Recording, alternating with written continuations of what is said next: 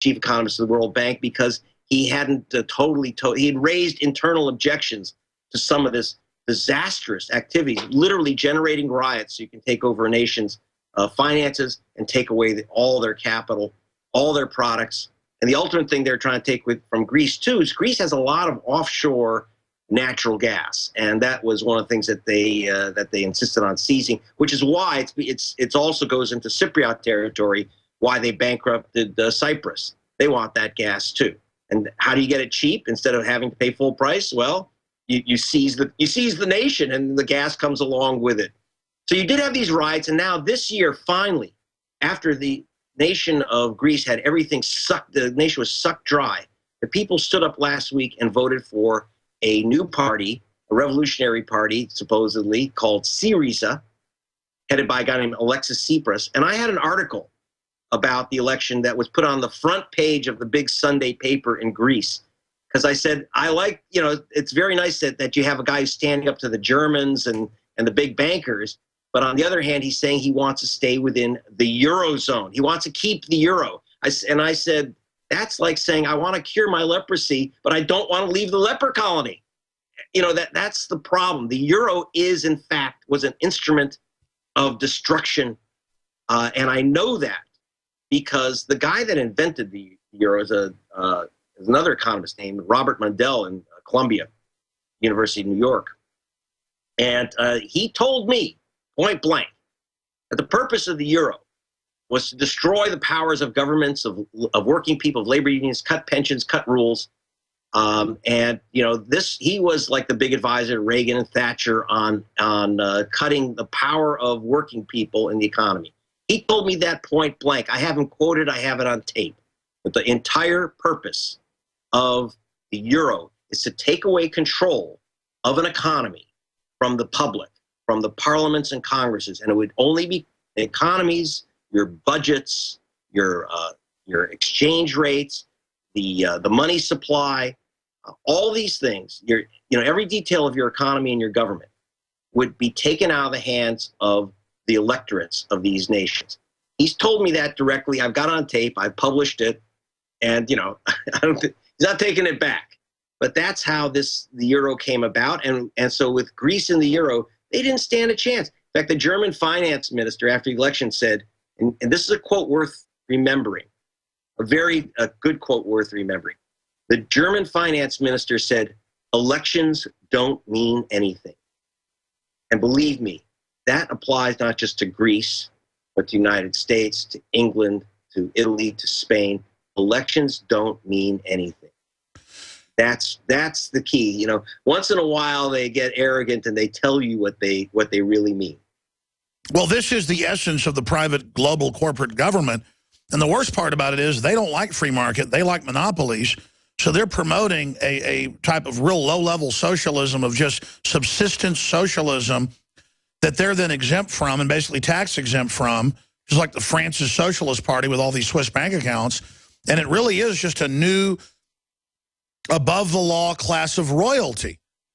Just like the Saudis are just some thugs, still the second generation in power. North Korea is a third generation. Pretty soon they'll be like the Queen of England, tax exempt, owning oil companies above the law because she's, 20th generation or whatever.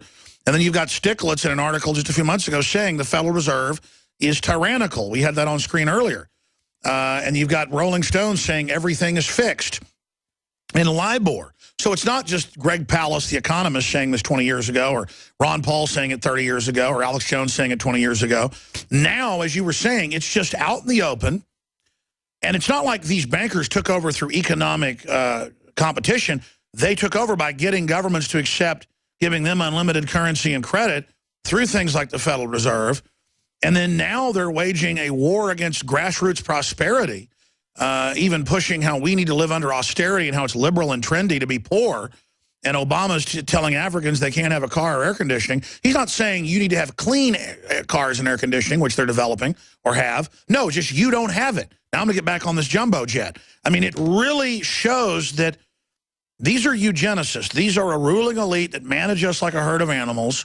And now the space is getting bigger between the haves and the have-nots. And then they say, okay, give us $100 trillion Davos has been calling for that for 5 years. They just called for it again last week.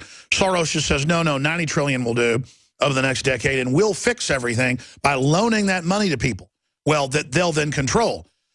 And then, meanwhile, he's involved, Soros, running around trying to stir up, civil unrest here, admitting it, and trying to do it in Ukraine.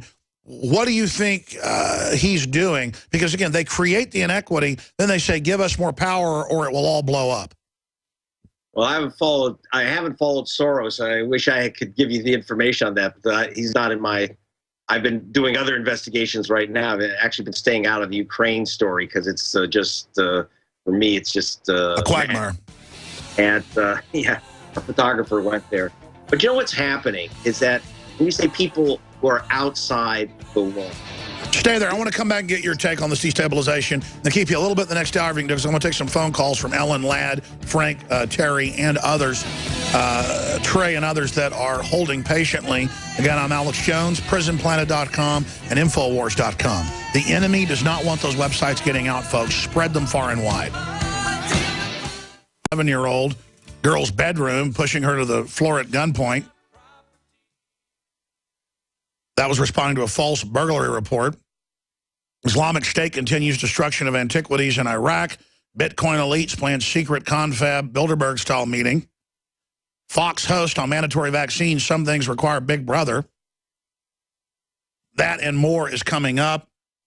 I have a bunch of economic news. I want to go to your phone calls in this segment and the next for Greg Palast at gregpalast.com. But, Greg, you got cut off by the break. You were getting into this inequity. And Davos basically saying, we need to have global taxation to redistribute wealth. These ultra-rich are always calling for higher taxes, but on the middle class, and then they get the money in banker bailouts. So they use the problem they've created to push for more of the same, Greg? Yeah, I mean, don't forget that when Obama was running for re-election, he said that he wanted to get rid of what is a special billionaires tax break. Why don't billionaires pay taxes? There's something called the carried interest loophole, and it only applies to investment bankers like Mitt Romney and Soros and the rest of the banker elite. They're the only guys that can benefit from that, and it basically cuts out almost all their taxes.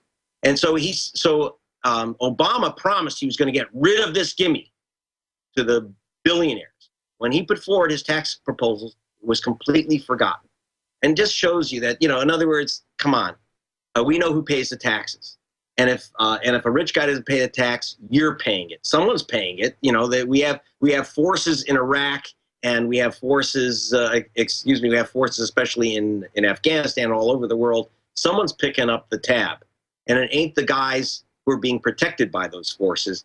It's you. It's the families. That's right. Who are there. Let's go ahead and go to a phone call. Let's talk to Ladd in Texas. You're on the air with Greg Palast. Okay, can you guys hear me fine? Sure. Hey, Ladd, yeah. Okay, great. Great to be back on the show, Alex. Awesome job. And, Greg, I got a couple of questions for you, and at the end, I got a lead for you, Alex, for a story, but that's after. But, Greg, here's my questions. I know you already covered when this is possibly going to hit in the U.S., but one thing I wanted to find out, what is the best business to be in to survive this mess if we're going to stay here in the U.S.? That's question number one. And last question, if we're really not going to survive this mess here in the U.S., then my thought is, just like Alex mentioned the other day, although I really don't want to move from this country, I'm thinking about my wife and kids. Is moving to another country like New Zealand really going to be a true solution? Well, that's a good question. Why are so many of the elites running to New Zealand? Yeah, I mean, well, I would say if you want a good, safe job, either become a butler or concubine to a billionaire. They do pretty well. Trophy wives are doing well. We had, let's see, I just had Wilbur Ross is, I think, on his sixth wife. He looks like a little crushed frog. The billionaire, remember the Sego mine that where all those miners were killed? And this billionaire that owned it actually got on TV and said, would people please send me money to help the poor widows of the people who've been killed in the mines? And I said, so do we send the money to your place in the Hamptons or your Park Avenue condo or your place in Beverly Hills? So I guess, like I say, so become a trophy wife to one of the billionaires. They're doing okay. All right, caller, that was a great question. Ladd, we'll put you on hold. You can give us that news tip. We're going to come back and talk to Frank, George, Trey, and others. Maybe we'll keep Greg 15 into the next hour so he can also tell us about some of the new stories he's working on and his book. But we'll get to all your calls straight ahead and a ton of news. I'm Alex Jones. Again, Infowars.com. Spread it like the four winds. Thank you for listening to GCN. Visit GCNlive.com today. In the near future. When you realize how fake it all is, the football, the basketball. Alert. Security alert. This is Homeland Security. Analysis. InfoWars building independent media operations. We let the worst people get controlled and tell us that we are the ones responsible. Prime Directive. Discredit Alex Jones. Jones is the wildly popular conspiracy theorist. A popular conspiracy theory talk show called InfoWars. Alex Jones is now in an Austin jail. These people are assaulting us. Targeting of patriots engaged. They are never going to stop. They're never going to deviate from their program until we stop them. Block free iPhone app at Infowars.com. Block free podcast and video feed. Imperative. Destroy Prison Planet TV. You gotta set your eye on the enemy, not worry about